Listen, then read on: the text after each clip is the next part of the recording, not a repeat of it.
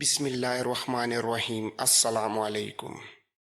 سکندر نے حکم دے دیا تھا کہ عرب پر حملہ آور ہونے کے لیے اس کا لشکر دو بڑے گروہوں میں جنوب کی طرف پیش قدمی کرے گا، جس میں سے ایک حصہ خشکی کے راستے آگے بڑھے گا اور دوسرا حصہ دریائے دجلہ کے اندر بحری بیڑے کی صورت میں جنوب کا رخ کرے گا۔ لیکن مہربان قدرت نے سکندر کو ایسا کرنے کی مہلت ہی نہ دی۔ اس نے جو کوچ کے لیے 3 دن کی مہلت مقرر کی تھی تو پہلے ہی دن رات کے وقت اسے اچانک ایک انتہائی تیز بخار ہو گیا، مگر اس نے اسے ایک عام سا بخار سمجھا اور معمول کے مطابق اپنے دیوتاؤں کو خوش کرنے کے لیے جانوروں کی قربانی دی۔ ساتھ ہی اس نے اپنے امیر البحر نیارکس کو یہ حکم بھی دیا کہ ٹھیک 3 دن بعد بحری بیڑا اور خشکی کا لشکر ہر صورت میں یہاں سے کوچ کریں گے، لہٰذا ہر طرح کی جنگی تیاریوں کو فوری طور پر آخری شکل دے دی جائے۔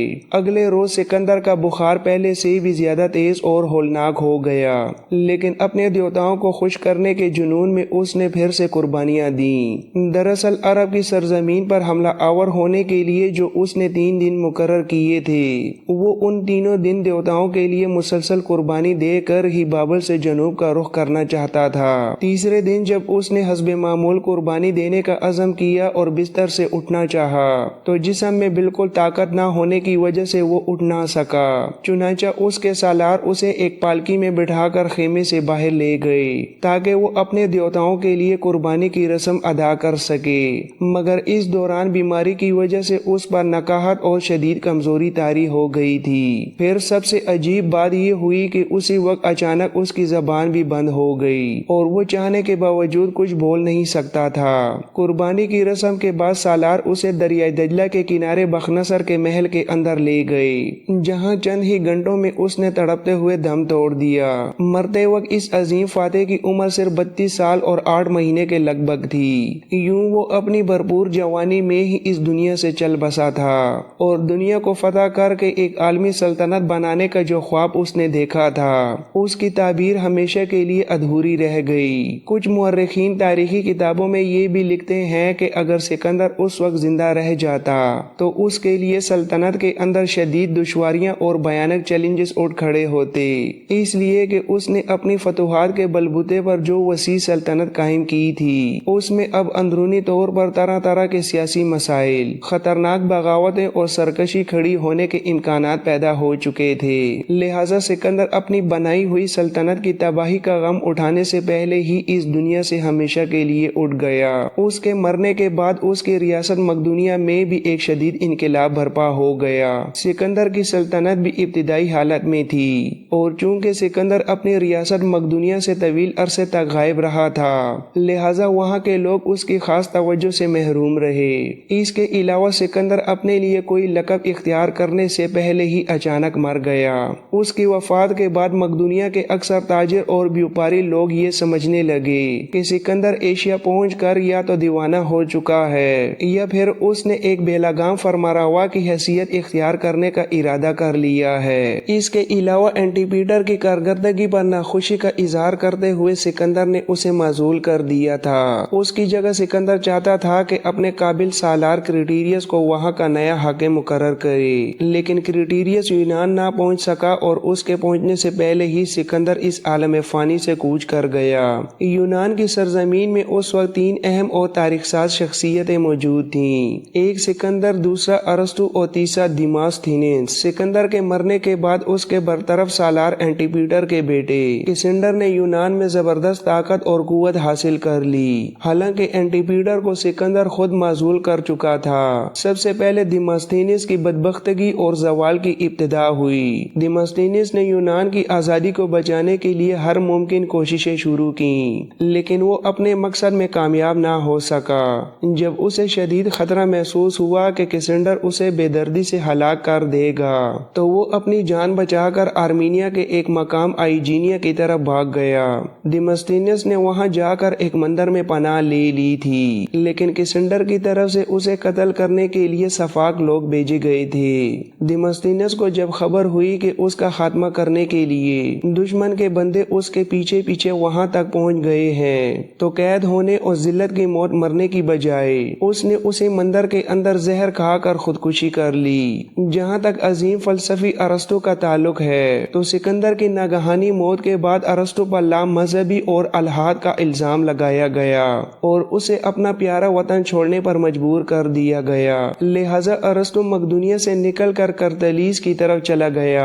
یہ یونان کا ایک دور افتادہ علاقہ تھا اور وہیں گمنامی کے عالم میں 1 سال بعد ارسطو بھی اس عالم فانی سے کوچ کر گیا۔ جب سکندر نے بابل میں وفات پائی تو اس وقت اس کے بڑے اور نامور سالار بطلیموس، سلیوکس، پریڈیکاس اور نیارکس اس کے پاس ہی موجود تھے۔ سکندر کے اچانک مرنے کے بعد انہوں نے سلطنت کی تقسیم اور جانشینی کے نازک معاملے پر سنجیدگی سے غور و فکر کرنا شروع کر دیا تھا۔ آخرکار وہ اس متفقہ فیصلے پر پہنچے کہ سکندر نے جس قدر وسیع علاقے فتح کیے ہیں ان سب کو ملا کر ایک ہی عظیم سلطنت قرار دی جائے اور پوری سلطنت کو فلیکوس اور سکندر کے حقیقی وارثوں کے لیے محفوظ رکھا جائے۔ سکندر کی ناگہانی موت کے وقت اس کی عظیم الشان سلطنت کے بنیادی طور پر 2 ہی وارث موجود تھے، ایک اس کا فاتر العقل سوتیلا بھائی فلپ ڈائس جو اب کافی بڑی عمر کو پہنچ چکا تھا، اور دوسرا اس کی بیگم روشن کا شیرخوار بیٹا جو ابھی چند ہی مہینے کا تھا۔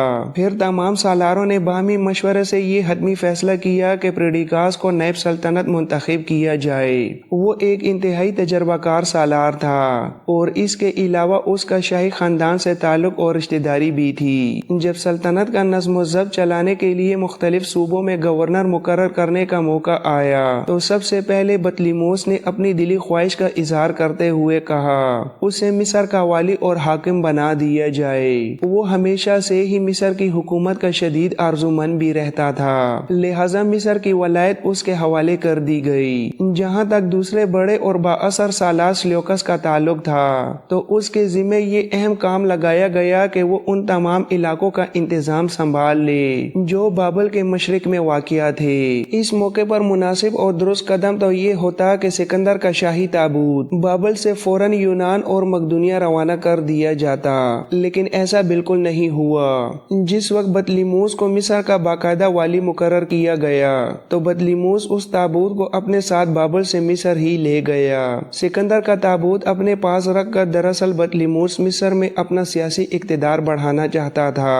اس طرح مصر کے اندر بطلیموس کے خاندان اور بابل سمیت تمام مشرقی علاقوں میں سلیوکس کے خاندان کی حکومتوں کا باقاعدہ آغاز ہو گیا تھا۔ جہاں تک سکندر کی حقیقی جانشینی کا تعلق تھا تو اس کا سوتیلا بھائی فلپ ڈائس جلد ہی ہلاک کر دیا گیا۔ تاریخی روایات کہتی ہیں کہ اسے خاموشی سے زہر دے دیا گیا تھا۔ اب پیچھے سے روشن کا چھوٹا بیٹا ہی اس سلطنت کا اکیلا وارث رہ گیا تھا۔ سکندر کی بااثر ماں اولمپیاس بھی اس وقت یونان میں موجود تھی۔ اس نے بابل پیغام بھیجا کہ سکندر کی بیوہ اور بیٹے کو حفاظت کے ساتھ فوراً یونان بھیج دیا جائے، کیونکہ اس کا بیٹا ہی اپنے باپ کی پوری سلطنت کا حقیقی وارث ہے۔ لیکن حالات کی بدقسمتی دیکھیے کہ سکندر کا سالار پریڈیکاس جسے نائب سلطنت مقرر کیا گیا تھا وہ اسی کشمکش کے دوران مر گیا، اور دوسری طرف یونان میں اینٹی پیٹر بھی ہلاک ہو گیا۔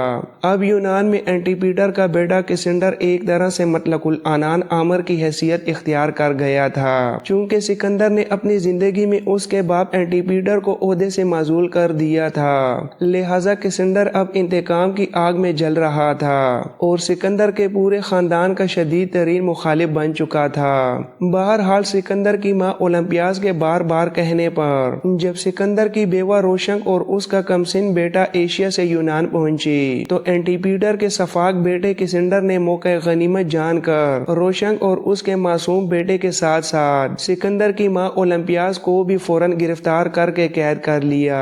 اس موقع پر کسنڈر نے اپنے بہت سے لشکریوں اور سالاروں کو حکم دیا کہ اولمپیاس، روشن اور سکندر کے بیٹے تینوں کی گردنیں اڑا دی جائیں، لیکن کوئی بھی سالار اور لشکری سکندر کی ماں، بیوی اور بچے پر تلوار اٹھانے کے لیے تیار نہ ہوا۔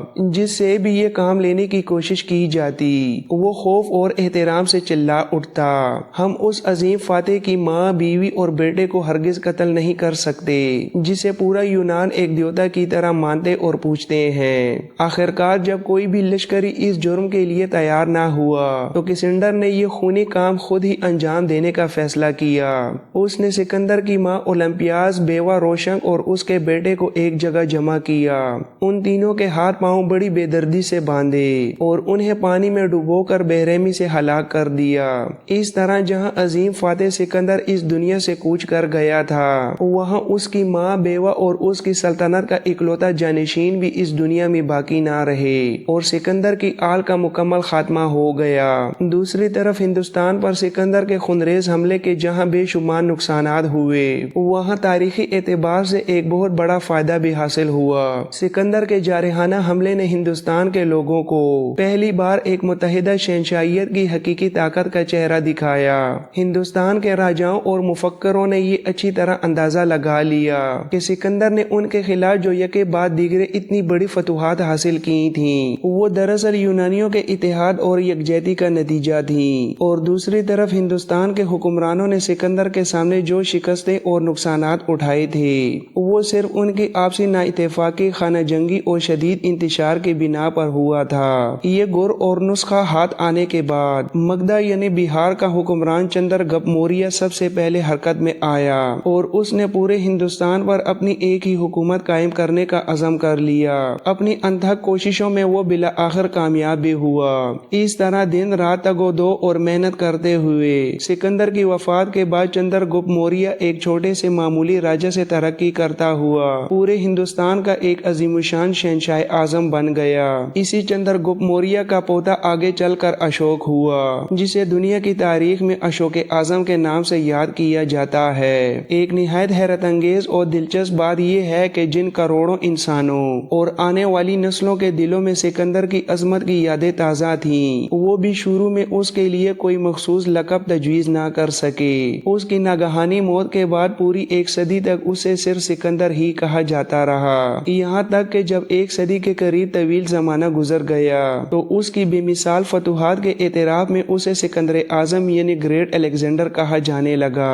تاریخ میں جن بھی حکمرانوں یا سالاروں کے ناموں کے ساتھ اعظم کا لقب لگایا گیا، غالباً سکندر ان تمام شخصیات میں سر فہرست اور سب سے پہلا انسان ہے۔ بعد کے ادوار میں اس کی حیرت انگیز فتوحات، شجاعت اور مسلسل کامیابیوں سے متاثر ہونے کے بعد اس کا نام دنیا کے کئی شاہی خاندانوں اور حکمران طبقوں میں ایک بابرکت نام کے طور پر استعمال کیا جانے لگا۔ مثال کے طور پر بلکان کے خطے میں اس نام کے کئی جلیل القدر حکمران آئے۔